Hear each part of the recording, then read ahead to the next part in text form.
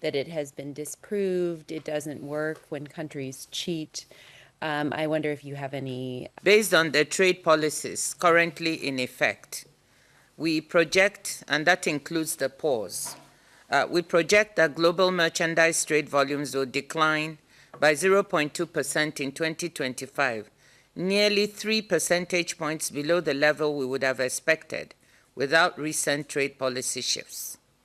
This downward revision reflects the combined impact of newly introduced tariffs and heightened uncertainty affecting trade relations with the United States.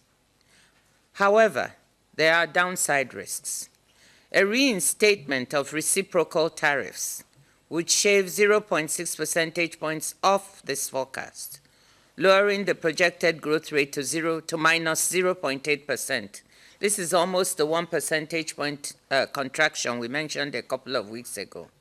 Now, a broader spread of policy uncertainty beyond U.S. trading relationships would reduce growth by another 0.7 percentage points, implying a total decline in global merchandise trade of 1.5 percentage points in 2025 if both downside risks materialize, i.e. the risk of reinstating reciprocal tariffs and also growing uncertainty spreading beyond the U.S. It seems that a lot of head of international organizations have... And this level of a drop in U.S.-China trade of the magnitudes we are talking about is virtually tantamount to a decoupling of the two economies. With this, whilst U.S.-China trade accounts for only around 3% of world merchandise trade, a decoupling between the two major economies could have far-reaching consequences if it were to contribute to a broader fragmentation of the global economy along geopolitical lines into two isolated blocks. Of uncertainties, do you think it's the time to... The impact of recent trade policy changes varies sharply across regions.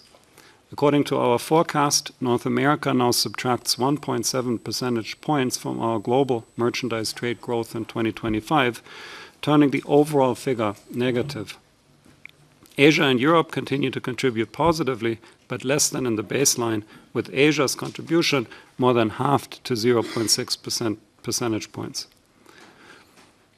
The combined contribution of other regions, Africa, the Commonwealth of Independent States, the Middle East, and South America, also declined somewhat but remains positive. An important driving force behind these changes is the decoupling between China and the United States, resulting from tariffs that now exceed 100%. The disruption in US-China trade is expected to trigger significant trade diversion, raising concerns among third markets about increased competition from China. As trade is redirected, Chinese exports are projected to rise by 4 to 9% across all regions outside North America. At the same time, US imports from China are expected to fall sharply in sectors such as textiles, apparel, and electrical equipment, creating new export opportunities for other suppliers.